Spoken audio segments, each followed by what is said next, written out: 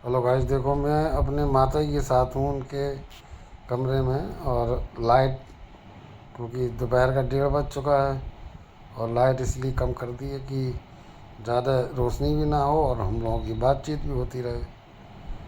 तो माता जी, दूध उस समय क्या हिसाब आता था? सन दूध तो आता था। गोरखपुर में जब थे? दूध बहुत सस्ता था, मतलब 1 रुपये का। 1 रुपये लीटर? 1 रुपये का 1.25 किलो आता था। सवा, मतलब किलो में आता था दूध तब? तब नहीं, हाँ, नहीं, लीटर नहीं था तब क्या? किलो में आता था, मतलब जैसे शेर में आता था। तब किलो कहाँ चलता था, शेर ही चलता था। नहीं, दूध तो लीटर से चलता होगा तौल में। जैसे आजकल 1 लीटर दूध है या कितना है? जब तब लीटर नहीं चलते थे ना, तब किलो चलता था। अच्छा अच्छा। किलो नहीं, शेर। तो नापते काय से थे? तौल के नापते थे नहीं, दूध? नपना होता था, जैसे अच्छा नपना चलता था तब अच्छा नपना अच्छा होता था। अच्छा, वही तो कह रहे हैं। और जैसे चीज़ें थी, जैसे आलू क्या हिसाब आता हुआ उस समय? आलू तो बहुत सस्ता होता था। आलू है, प्याज है। होता होगा 1 रुपया 2 रुपया पैसे। हैं? और क्या। 1 रुपये पसेरी? हम्म। बाप रे। अच्छा, मीट ईट कैसे था? लेकिन आपको मीट पता ही नहीं होगा। हमें इतना ध्यान है, बात है। देसी घी 9 रुपये किलो आता था। बोलो, 9 रुपये किलो? जब गोरखपुर में थे? हम्म। हमें वहाँ का ध्यान है, जब इटावा से कड़वा तेल लाते थे, इटावा से जब पढ़ते थे तब की बात आ रही। 4 रुपये था शायद कड़वा तेल वही तो बता रहा हूँ। इटावा में। और तब मीडिया था नहीं इतना, न वो था वहीं के तुरंत खबरें इधर से उधर पहुँच जाएं। तो इसलिए लखनऊ से इटावा सस्ता रहता था घी और तेल के मामले में।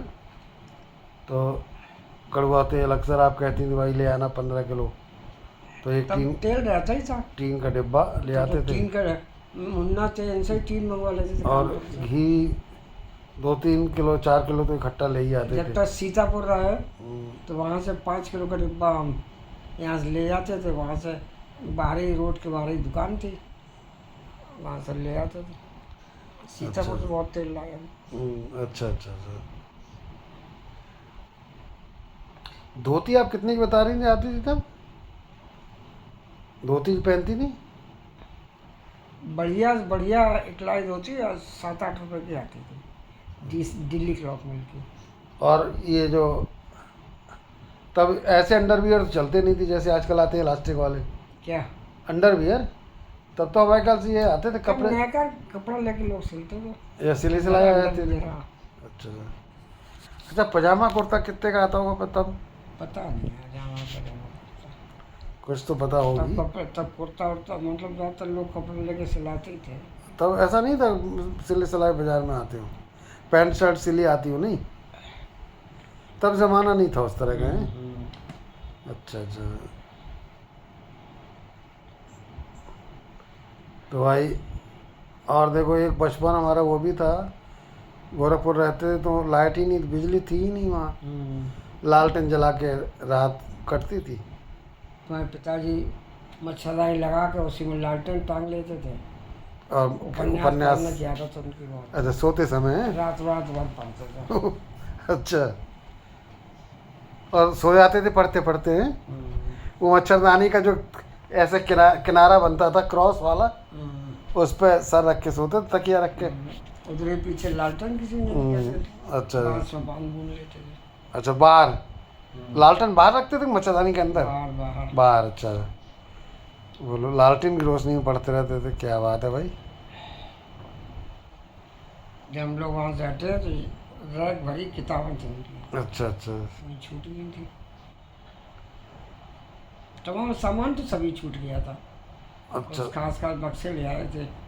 2-3 चारपाई थी, मेज थी, कुर्सी थी, बाल्टियाँ थी, तमाम सामान था। सब छोड़ आए थे। और माते हम्म।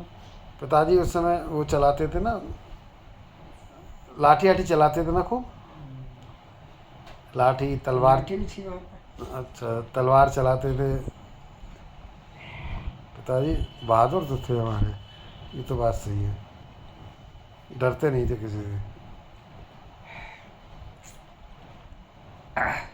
या तो गुस्सा आती नहीं थी और ना डरते थे किसी से, और शांत रहते थे, ज़्यादा बातचीत नहीं होती थी, अपने मतलब से मतलब बस।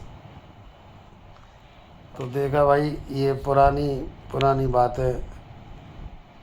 और हमारी क्या नाम, दादी भी बेचारी, दादी अकेली थी हमारी, उन्होंने दुख बहुत उठाए थे जीवन में अपने।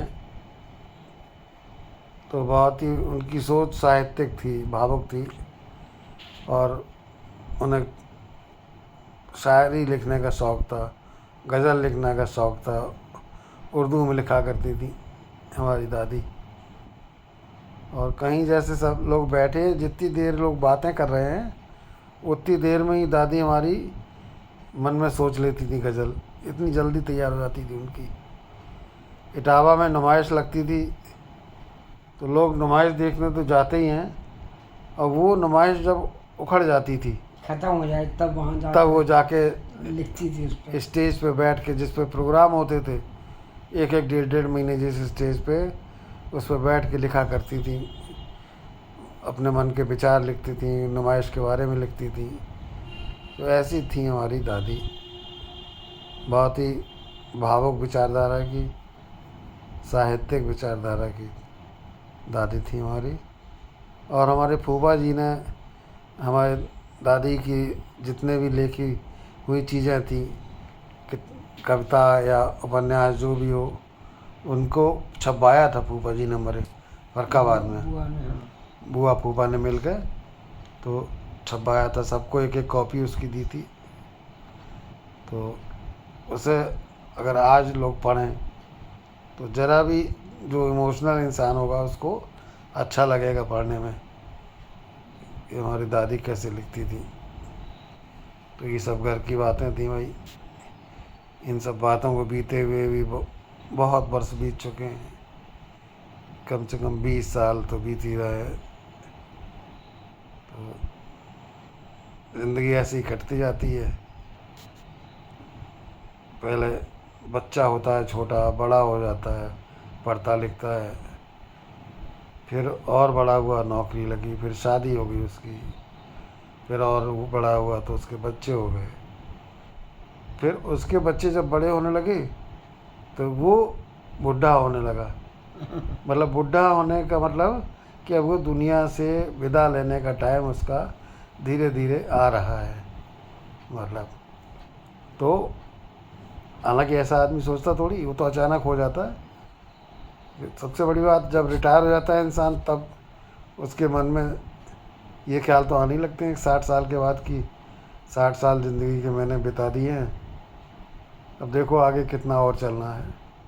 तो आज का समय दूसरा है, सब लोग अपने अपने काम में बिज़ी रहते हैं, तो इसलिए लाइफ ज़्यादा अच्छी हो गई है, लंबी हो गई लाइफ। और अच्छी बात है ये कि जो हम ज़्यादा फालतू बातें नहीं सोचते हैं, अपने काम में ध्यान लगाते हैं। और इस देखिए, और सबसे अच्छा मेरी अपनी कॉलोनी में यहाँ पे एक रामायण ग्रुप है, और 91 से लोग बताते हैं कि कॉलोनी में रामायण चल रही है। हम तो 93 में आए थे, और भगवान की कृपा से, और ये रामायण आरएसएस वालों की तरफ से शुरू हुई थी, राष्ट्रीय स्वयंसेवक संघ। लेकिन पहले राष्ट्रीय स्वयंसेवक संघ से लोग परहेज़ करते थे, गवर्नमेंट एम्प्लॉइज़, क्योंकि कांग्रेस राष्ट्रीय स्वयंसेवक संघ को कतई लायक नहीं करती थी पार्टी। लेकिन आज वो रामायण चल रही है भगवान की कृपा से, और भगवान चाहा तो आगे भी चलती रहेगी भाई। तो इसमें ज़्यादातर हमारे ग्रुप में 60 साल से ऊपर के लोग हैं। तो ये ज़िंदगी का एक और ये रूप है भाई। और इसके साथ ही मेरा एक ग्रुप और भी है भाई, कि मेरा एक बाइकर्स का ग्रुप है, जिसमें 25 साल से लेके 68 साल तक के बाइकर हैं जिसमें, और अच्छे अच्छे लोग हैं, अच्छी जॉब में हैं लोग, डॉक्टर्स भी हैं इसमें। तो अच्छे लोग हैं, स्पोर्ट्समैन भी हैं इस ग्रुप में। तो कभी कभी हम लोगों का मिलना होता है और अपनी अपनी बाइक लेके निकल पड़ते हैं सड़कों पे। तो ये थी आज की कथा भाई। और अब उठूँगा क्योंकि 1:30 तो बज चुका है, 1:45 हो रहा है, खाने का भी टाइम हो रहा है। रोटियां सेकूँगा। आज जो मेरे यहाँ खाना बनाती हैं उनकी तबीयत ख़राब है, तो फ़ोन आ गया था, तो उन्होंने फ़ोन कर दिया था। आज मुझे ये काम करना है इस समय। तो guys, good afternoon to everybody. मिलेंगे अगले ब्लॉग में आपसे। तो लेते हैं विदा आपसे। विदा विदा विदा।